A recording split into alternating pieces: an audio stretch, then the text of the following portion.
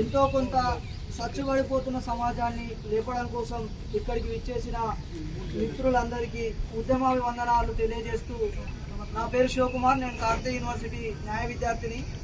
ఈ సమాజంలో అనేక సందర్భాల్లో ఏదో ఒక సంఘటన జరిగినప్పుడు మాత్రమే ఆదివాసుల మీదనో, చెంచుల మీదనో లేదా దళితుల మీదనో మనకు ప్రేమలు పుట్టుకొస్తున్నాయి.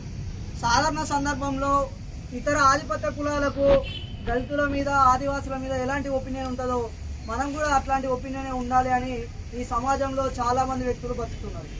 ఇట్లాంటి సందర్భంలో ఒక మహిళ మీద అత్యాచారం జరిగి హింసకు గురి కాబడ్డ సందర్భంలో కూడా ఈ రాజకీయ నేతలు, అలాగే ఊర్లో పెద్ద మనుషులుగా చెలామణి అవుతున్న వ్యక్తులు అనేక సందర్భాల్లో వాటిని రాజీ కుదర్చడం కోసం ప్రయత్నాలు చేస్తున్నారు. మనం ఈ తెలంగాణ రాష్ట్రం ఏర్పడ్డ తర్వాత అట్లాంటి ఘటనలు అనేకం చూసినాం. ఆ సందర్భంలో అధికార పార్టీ సంబంధించిన వ్యక్తులు ఇటువంటి ఘటనలు జరిగినప్పుడు ప్రతిపక్ష పార్టీలు ముందు వరుసలో వచ్చి నిలబడి కొట్లాటలు పెట్టి మనం ఇట్లాంటి ఘటనలను వ్యతిరేకించాలని చెప్పిన సందర్భాన్ని చూస్తున్నాం. ఈ అధికార పార్టీ వ్యక్తులు చేసిన ఘటనలను వ్యతిరేకిస్తూ ప్రతిపక్ష పార్టీలు వస్తారు. రేపు అదే ప్రతిపక్ష పార్టీ అధికారంలోకి వచ్చినప్పుడు ఈ ప్రతిపక్ష పార్టీ పోయి అధికార పార్టీ నేతలను అరెస్ట్ చేయాలని చెప్తారు. కానీ వాళ్ళ పార్టీ తప్పు చేసినప్పుడు ఎవ్వరు ముందుకు రారు, వీళ్ళ పార్టీ తప్పు చేసినప్పుడు ఎవ్వరు ముందుకు రారు. ఎందుకు అని అంటే, మీరు కొట్టినట్టు వేయిరి, మేము ఏడ్చినట్టు చేద్దామనే సిద్ధాంతాలు వాళ్ళ మధ్యలో చాలా స్పష్టంగా ఉన్నాయి. ఈరోజు మనం ఇక్కడ నల్లమల్లలో జరిగిన అనేక పోరాటాల్ని చర్చలోకి తీసుకొచ్చినప్పుడు గత 5-6 సంవత్సరాల క్రితం యురేనియం తవ్వకాలకు వ్యతిరేకంగా ఇక్కడికి వచ్చిన ప్రజా సంఘాల వ్యక్తులందరూ పోరాటం చేయడం వల్ల స్వయాన అప్పటి ముఖ్యమంత్రి నల్లమల్లలో యురేనియం తవ్వకాలకు వ్యతిరేకంగా అసెంబ్లీ తీర్మానం చేసింది. ఇప్పుడు తెలంగాణ రాష్ట్రం ఏర్పడి 10 సంవత్సరాలు అయిన తర్వాత ఇదే జిల్లాకు చెందిన వ్యక్తి ముఖ్యమంత్రి అయిన తర్వాత ఎక్కడో ఏదో ఒక విషయం రాజకీయంగా చర్చగా వచ్చినప్పుడు ముఖ్యమంత్రి వెళ్ళి మాట్లాడడానికి ఆయనకు సమయం ఉంటుంది. కానీ తన సొంత నియోజకవర్గంలో ఒక చెంచు మహిళ మీద అత్యాచారం జరిగితే కనీసం ఇప్పటి వరకు ఒక ప్రెస్ మీట్లో నేను ఈ ఘటనను ఖండిస్తున్నా అని చెప్పిన సందర్భం మనం ఈ ముఖ్యమంత్రి నుంచి వినలేదు.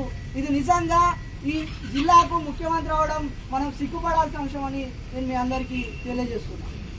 ఒకవేళ ఈ ముఖ్యమంత్రి కనుక చిత్తశుద్ధి ఉంటే ఈ కొల్లాపూర్ నియోజకవర్గానికి బీఆర్ఎస్ అధికారంలో ఉంటే బీఆర్ఎస్ మంత్రిగా, కాంగ్రెస్ అధికారంలో ఉంటే కాంగ్రెస్ మంత్రిగా, రేపు దారి తప్పి తెలంగాణ రాష్ట్రంలో బీజేపీ అధికారంలోకి వస్తే కాబోయే బీజేపీ మంత్రిగా ఉన్న జూపల్లి కృష్ణారావు గారికి మేము విన్నవించేది ఏంటి అని అంటే, మీకు ఏమాత్రం ఈ సమాజం పట్ల, ఈ ప్రజల పట్ల చిత్తశుద్ధి ఉన్నా ఖచ్చితంగా బాధితుల మీద మీరు చర్యలు తీసుకోవాలి. అలాగే ఆదివాసులకు సంబంధించిన 1/70 యాక్ట్ అందరికీ తెలుసు, అది చెప్పుకోవడానికే ఉన్నది, షెడ్యూల్ చెప్పుకోవడానికే ఉన్నది. ఇప్పటికీ ఆదివాసుల సంపద మీద హక్కులన్నీ దొరలకు, అలాగే పెత్తందారులకు, భూస్వాములకే ఉన్నాయి. కాబట్టి వాటి పరంగా కూడా మనం ఆదివాసీ సమాజాన్ని చైతన్యం చేయాల్సిన అవసరం మన మీద ఉన్నది అనే విషయాన్ని మీకు మరొకసారి గుర్తు చేస్తూ, ఈ కార్యక్రమంలో పాల్గొన్న అందరికీ ధన్యవాదాలు తెలియజేస్తూ, ఈ విషయం చర్చకు రాగానే ముందుగా పోలీస్ స్టేషన్కి వెళ్ళి కంప్లైంట్ చేస్తామని అంటే ఆ కంప్లైంట్ని తీసుకోకుండా కావాలని కాంప్రమైజ్ చేయడం కోసం ఏ పోలీస్ అధికారులు అయితే ప్రయత్నం చేసిరో ఆ పోలీస్ అధికారుల మీద ఖచ్చితంగా చర్యలు తీసుకోవాలని కాకతీయ యూనివర్సిటీ న్యాయ విద్యార్థులుగా మేము డిమాండ్ చేస్తూ ఉన్నాం. కాబట్టి ఈ పోరాటాన్ని కొనసాగిస్తాం.